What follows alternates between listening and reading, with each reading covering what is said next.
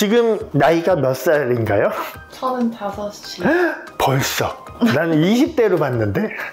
저희 직원인데요. 제가 저희 직원이 이제 입사를 하면은 몇 살인지 잘 안 물어봅니다. 뭐 저도 제 나이를 매년 잘 잊고 살고 있는데 35세는 아직 한참 좋을 나이예요. 한 10년, 20년 지나보면 그게 무슨 말인지 알아요. 그럼에도 불구하고 항상 불만족스러운 게 있죠. 거울 보면서 한번 어디가 개선됐으면 좋겠다. 그런 게 있으면. 여기가 커져 있고요. 이거는 사실 평소에 내리고 있어서 잘 못 봤는데 이마를 하고 싶다고 그래서 아니 뭐 이마 할 데가 어디 있냐 그렇게 얘기를 했지만 또 막상 이렇게 올리고 보니까는 여기가 살짝 낮은 느낌은 있습니다. 그래서 고개를 돌려보면은 이렇게 곡선이 오다가 여기서 갑자기 쭉 내려가죠. 여기가 좀 빈 느낌은 있어요. 그래서 이거를 위에를 더 충만하게 채워주면은 이마가 이렇게 성형한 이마처럼 튀어나오는 게 아니라 위쪽으로 리프팅된 느낌, 그런 느낌을 줄 수 있습니다.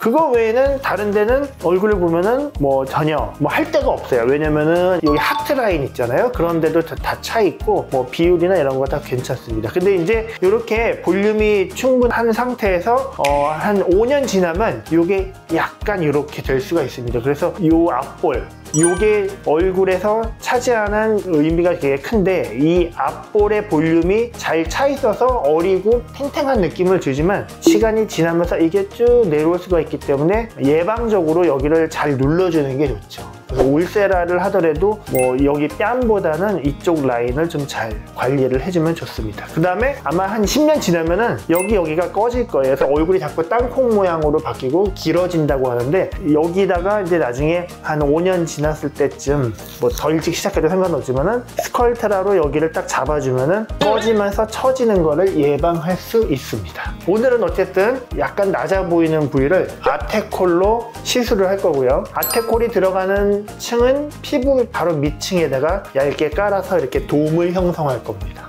디자인 표시를 했고요. 바로 시술에 들어가도록 하겠습니다. 자, 머리는 뒤로 편하게 고정을 하고 이마 같은 경우는 조금 낮춰서 시술을 할 겁니다. 굳이 수직으로 할 필요가 없고요. 보통 이마 전체를 할 때는 신경 마취를 하지만은 이렇게 국소 부위만 위쪽에 할 때는 굳이 신경 마취까지는 필요 없습니다. 따끔 네, 양쪽 방향에서 들어갈 거고요. 이마를 이 위에서도 보고 그 다음에 아래에서도 이렇게 봐서 그냥 봤을 때보다 아래에서 보면은 꺼진 게 더 잘 보이거든요. 카메라를 더 낮추기가 힘드니까 고개를 한번 이렇게 한번 그러면 아래에서 본 것 같은 느낌이 되거든요. 여기 이렇게 갑자기 납작해지는 게 보이죠.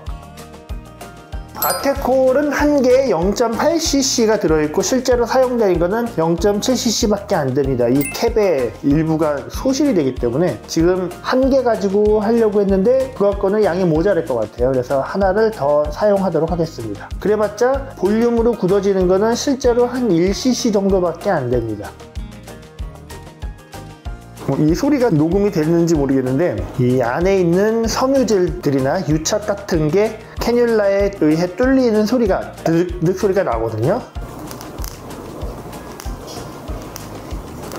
필러 ASMR이란 영상을 찍으면 아마 대박 날 것 같은데 여기 이마에 시술을 받은 적이 있나요? 뼈라인 그러면은 이제 뭔가 여기 수술한 게 있다면 거기에 유착이 있고 그 유착으로 인해서 소리가 납니다. 그렇다고 시술하는데 어려움을 겪는 건 아니고요. 저희 환자분들 중에 간혹 왜 아테콜을 박스에서 꺼내는 것까지 왜 안 보여주냐 라고 말씀하시는 분이 있다고 들었습니다. 그래서 뭐 그렇게까지 하나? 그렇게까지 불안하면 어떻게 시술을 받나 이렇게 생각을 했는데 그게 아니라 요즘에 덤핑 병원들에서 별의별 짓들을 다 하나 봐요. 다 담당자들한테 들은 거거든요. 그러니까는 환자들이 자꾸 의심을 하고 불안해하는 이유가 실제로 그런 일들이 벌어지기 때문입니다. 그러니까 막 너무 가격 싼 데 가시면 그 사람들은 그 가격을 낮추기 위해서 무슨 짓을 할지 몰라요. 근데 저희한테 그런 걸 의심하시면 제가 한마디 하죠. 고작 그거 얼마 아껴가지고 뭔 떼돈을 벌겠다고 그런 추저분한 짓을 할까요? 제 자존심이 있지? 네, 이렇게 말씀드리겠죠.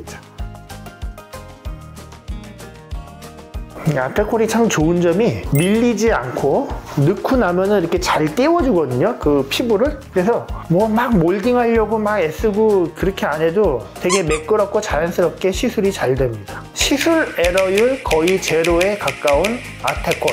아테콜은 시술한 의사를 배신하지 않습니다. 자, 배신한다는 게 무슨 의미냐면은 시술 다 잘하고 잘 있다가 갑자기 염증 반응이 나서 의사를 당혹하게 만드는 경우, 그거를 저는 필러의 배신이라고 부르고 싶은데요. 그런 일이 없습니다, 거의. 벨라필도 아테콜하고 같은 성분이거든요. 농도만 5% 낮은 건데 걔네들을 쓴 지 지금 10년 다 돼가는데 배신당한 적이 없어요. 스컬트라도 괜찮고요. 얘는 반영구적으로 이 알갱이 성분들이 남는 거예요. 이게 주사기 한 개의 4분의 1 정도니까 한 요만큼이겠죠? 그거는 안 녹는 알갱이들인데 걔가 피부에 임플란트 되는 겁니다. 자, 거울 한번 볼까요? 아까에 비해서 확실히 볼륨감이 나왔습니다. 근데 여기랑 여기가 제일 많이 나와 있고 이 가운데가 살짝 빈 느낌처럼 보이지만 이거는 맞춰져요. 이거를 하기 위해서 점점 하면 이만큼 시술이 너무 확대되기 때문에 그건 좋지 않고, 이 정도 여기 살짝 띄워준 것만으로 시술이 완성됐다고 봅니다.